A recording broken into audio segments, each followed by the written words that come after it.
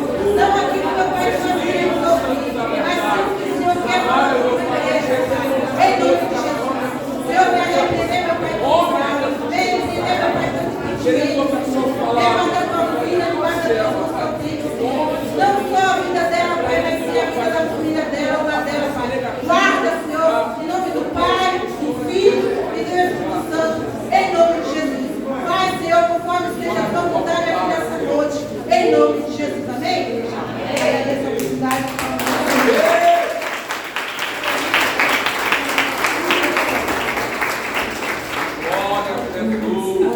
Vou saudar todos com a paz do Senhor. Amém? Amém, amém, igreja? Amém. Vou tomar seu assento nesta noite. Descansados.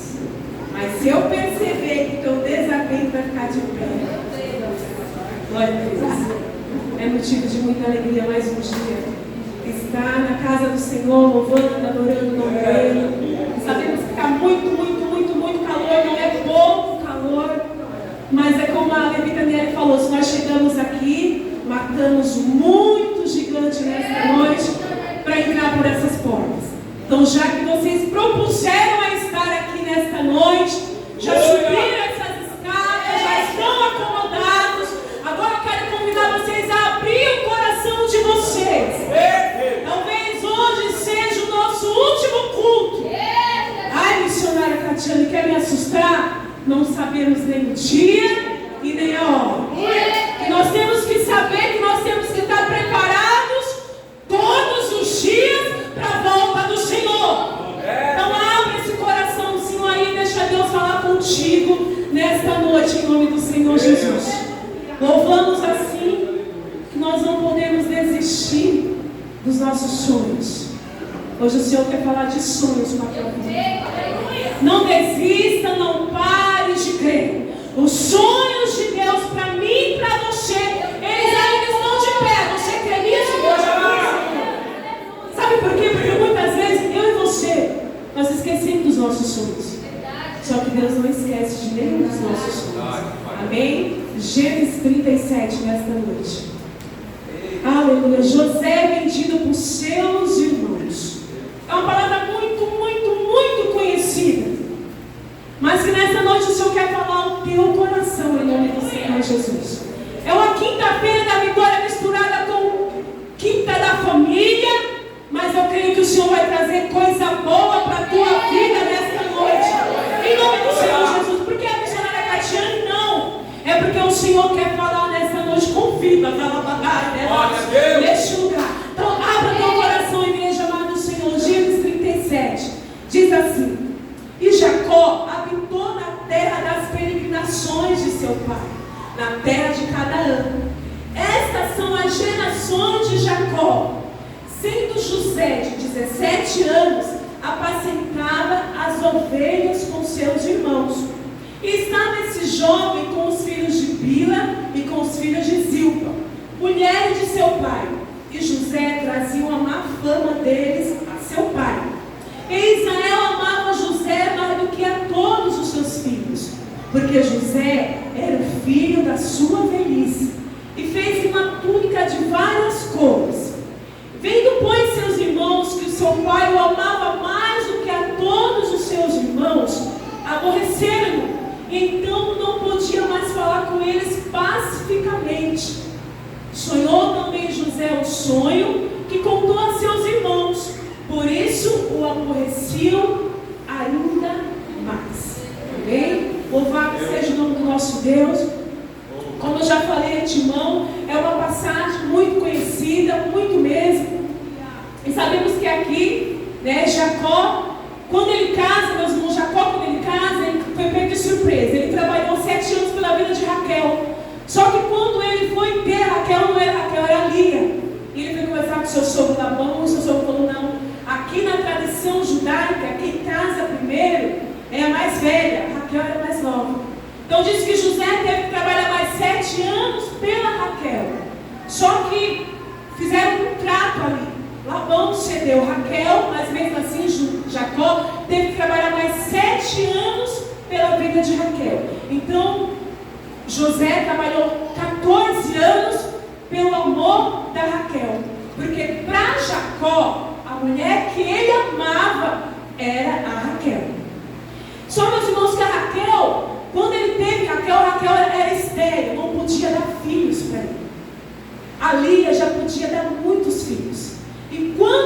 Jacó veio ter seu primeiro filho com a Raquel, que era a mulher que ele amava, na cabeça de Jacó era o filho que ele amava, era o primeiro filho da esposa que ele amava.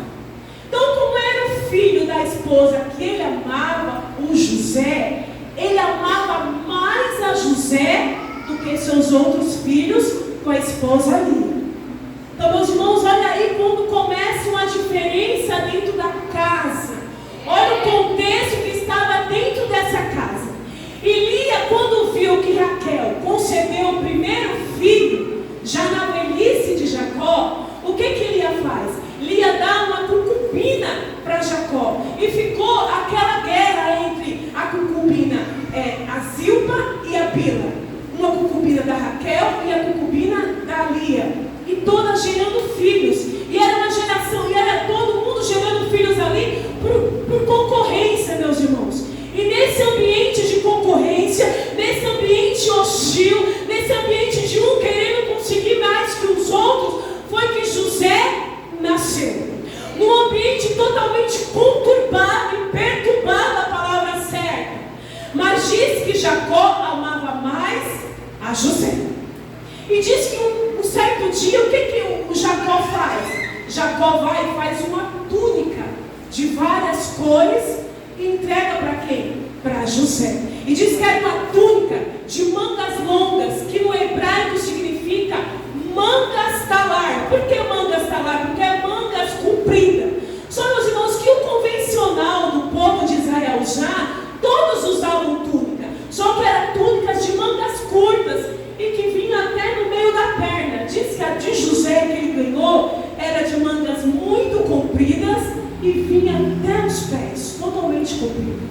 E diz que aquela túnica, com esse significado todo, significava para a vida de José uma grande promessa, meus irmãos. Significava uma promessa que Jacó estava transferindo para o seu filho amado José. Só que com todo esse contexto, e todos os irmãos percebiam que o amor maior de José era de Jacó por José, isso começou a causar muitos ciúmes, muitas intrigas. E coitado do José, o que ele tinha como tarefa? Sempre estar em volta dos irmãos, contando para o pai o que os irmãos estavam aprontando, contando para o pai o que os irmãos estavam fazendo. E isso causava mais ira e causava mais raiva no coração dos irmãos. Mas eu quero trazer já algo para o teu coração nesta noite, meus irmãos. Todo esse ambiente, não mudou o caráter de José. Todo esse ambiente de perturbação, esse ambiente hostil, esse ambiente de guerra, esse ambiente de disputa, esse ambiente de perda, de ganho, muitas vezes, não mudou o caráter de José. Ele se manteve firme, ele se manteve ali na presença do Senhor. E isso não impediu, sabe o quê? De José sonhar. José era um sonhador. E eu fui pesquisar sobre sonhos, diz que naquela época, meus irmãos, eles davam muito crédito aos sonhos. Hoje em dia eu conheço algumas pessoas que são fiéis aos sonhos, mas não é tanto. Mas diz que a tradução judaica, os sonhos deles, eles acreditavam ali, no pé da letra. E diz que José começou a sonhar, e esses sonhos fez o quê? Trouxe mais ira ao coração dos irmãos. E José, tão inocente, ele contava os sonhos dele para os irmãos. E teve um certo sonho que José teve, que ele via as estrelas se curvando diante dele.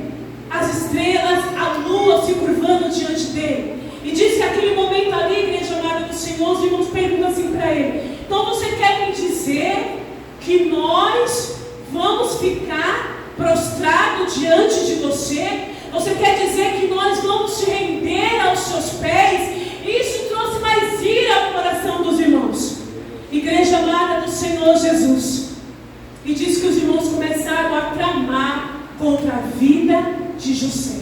Eles começaram a tramar. Eu vejo e eu pensei comigo, aqui não eram irmãos. Infelizmente nós não podemos falar que eram irmãos. Mas, igreja amada, sabe o que eu vejo? Tudo isso era um processo na vida de José. E quero te falar algo nesta noite.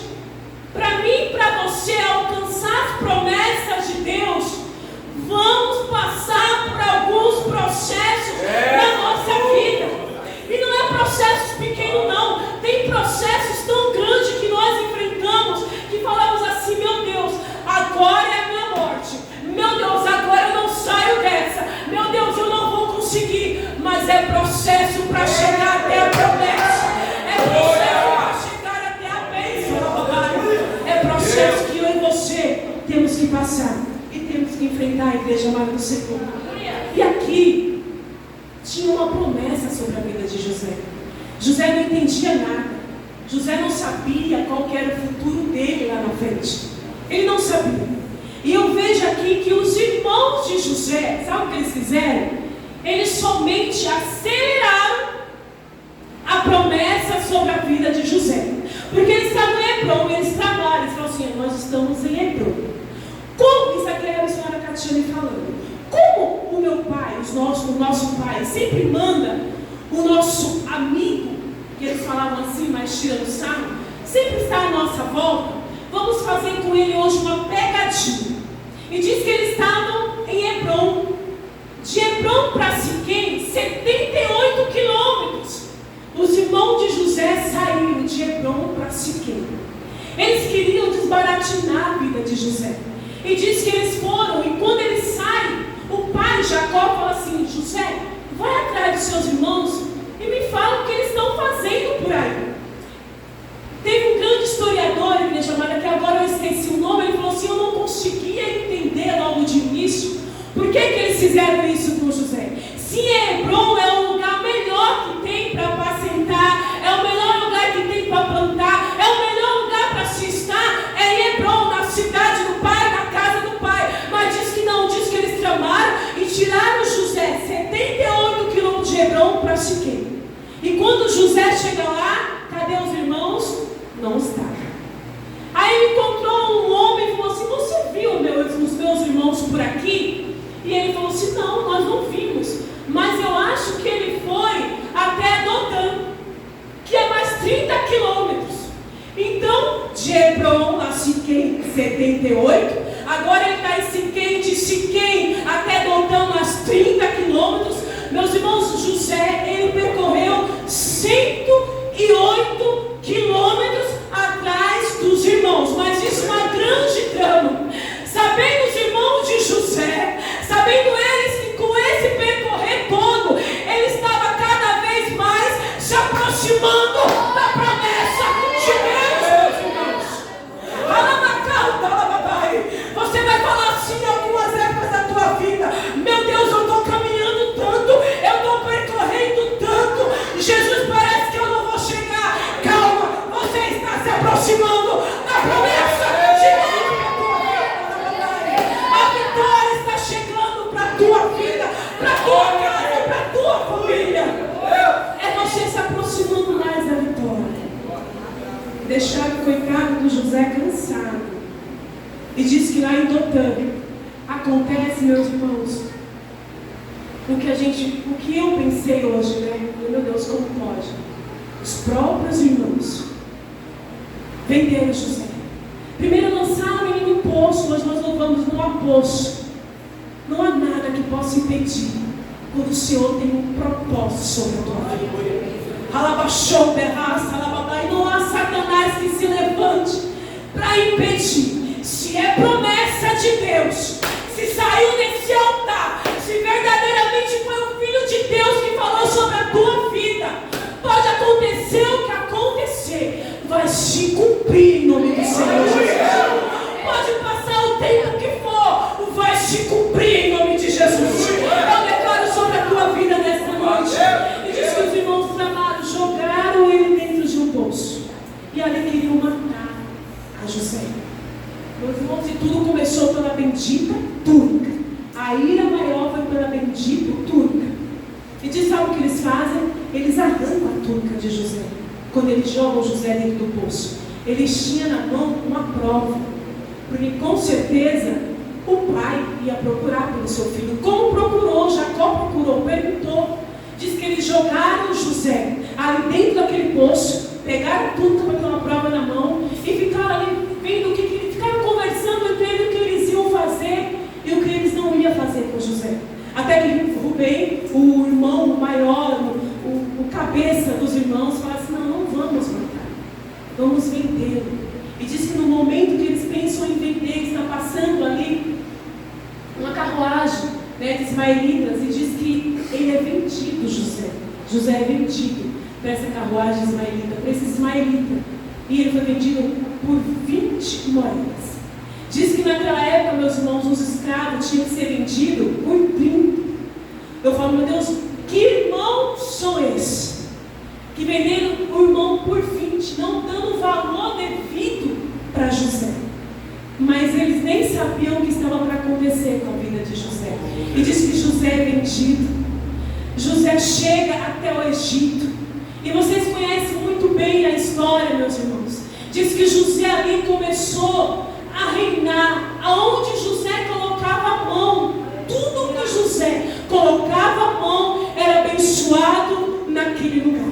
Igreja amada do Senhor, quando eu vejo aqui os irmãos vendendo José para o Egito, eles apressaram para que José chegasse até o Egito. E aonde José passava, José ia conquistando vidas, ele ia conquistando pessoas. Mas também quando ele conquistava pessoas e vidas, também ele trazia também no coração de uma capeta lá, trazia o que? Desejo pela vida de José. Mas, meus irmãos, olha só, a túnica de José ficou com os seus irmãos.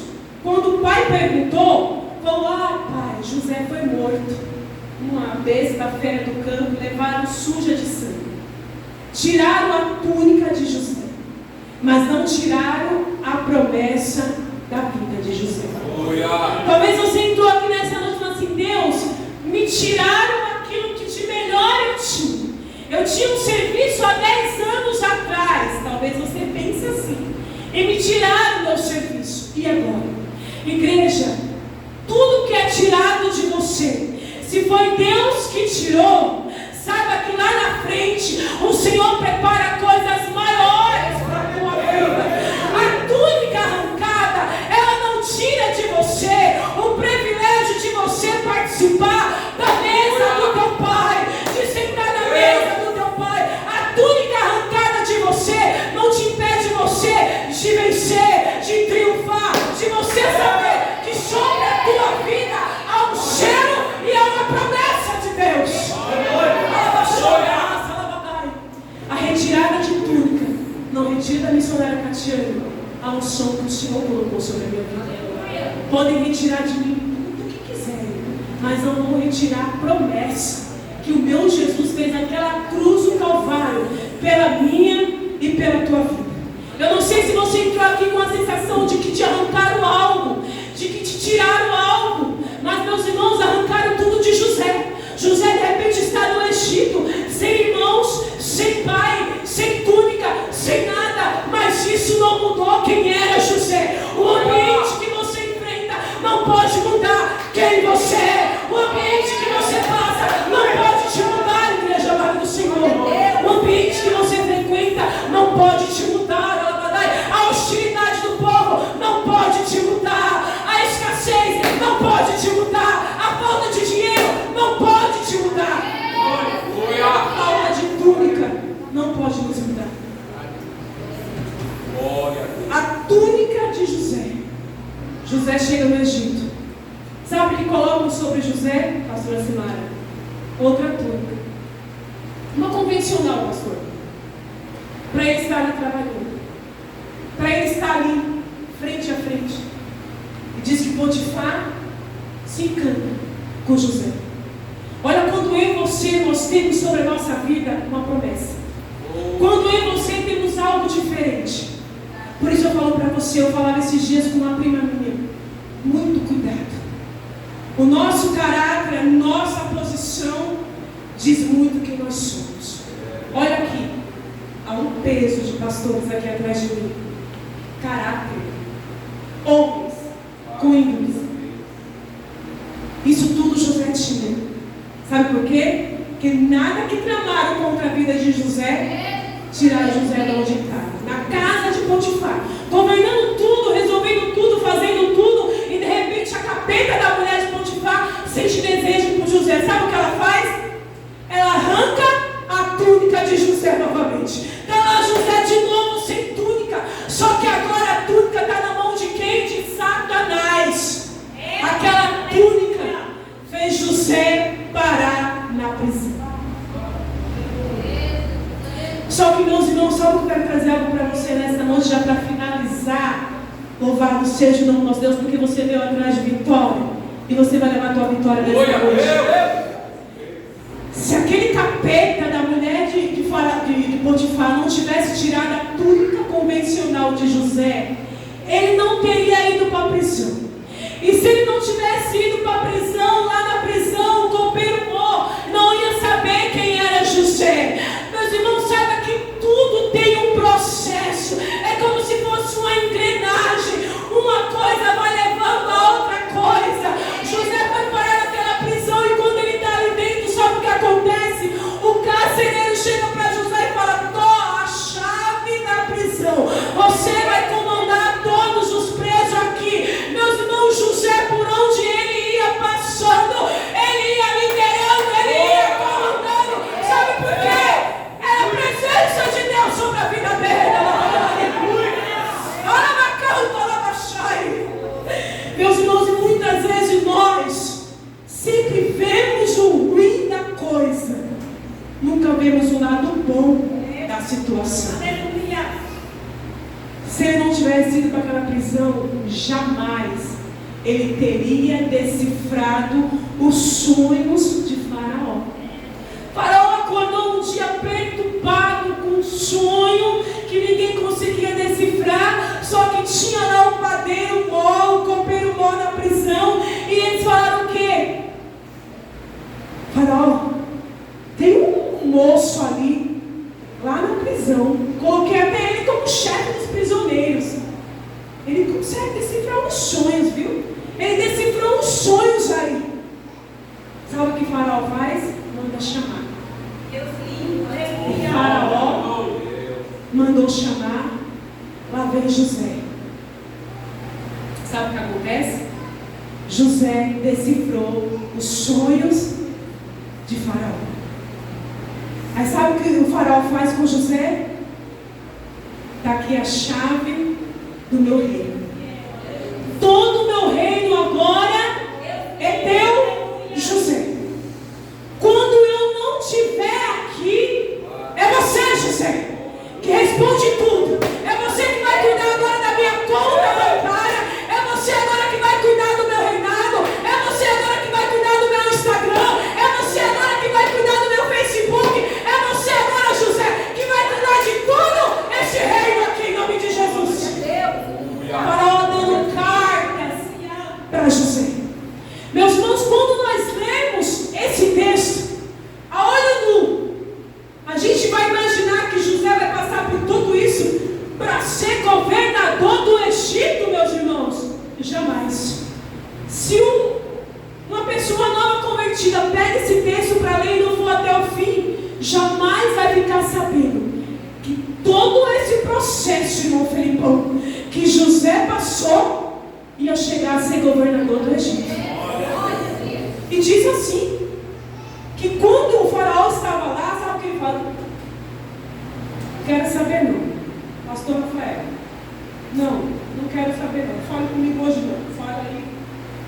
O faraó fazia assim, não, hoje eu não quero não. José está aí? Fale com José. Não, José resolve. Tudo era pelas mãos de José. Agora você fala, missionária Catiano, você contou toda essa história. Você contou tudo isso. O que você quer falar para a minha vida nessa noite? Eu quero falar para você, meus irmãos, que para eu e você alcançar vitórias da parte de Deus, não vai ser de qualquer jeito, não vai ser de qualquer maneira. Tem que haver, sabe o que? Um sacrifício. Tem que haver renúncias. Meus irmãos, você acha que José, quando ele se sentiu só, você imagina ele só, Diz que ele foi dentro de uma gaiola. Ele foi chegar no Egito dentro de uma gaiola. Agora você consegue imaginar o sentimento daquele moço? Está na Bíblia, meus irmãos. Você consegue imaginar a tristeza daquele moço, ficando longe do seu pai, dentro de uma gaiola, diz com os pés presos, as mãos presas? Imagina o sentimento dele. Hoje em dia, seria não, estou depressivo. Não vou para a igreja não, porque estou depressivo, eu estou com a síndrome do pânico, porque eu estou com... Hoje em dia, José estaria desse jeito. Sabe o que José fez? José se levantou. Ele tinha uma promessa sobre a vida dele. Eu e você, nós temos uma promessa sobre a nossa vida. E essa promessa, igreja amada do Senhor, sabe o que acontece? Satanás, ele vai lutar todos os dias para fazer eu e você desistir da promessa. Mas é como foi louvado: não desista, não pare de crer. Os sonhos de Deus jamais vão morrer para a tua vida. É vitória que você quer, então insista na presença de Deus. Passe os processos. Está doendo, mas quando doía para José, ele se aproximava mais da cadeira do Egito. Quanto mais apertava José, mais próximo do Egito ele estava, mais próximo da cadeira ele estava, mais próximo da vitória estava José. Então, meus irmãos, quando estiver doendo, quando estiver apertado, lembre-se da promessa que tem sobre a tua vida.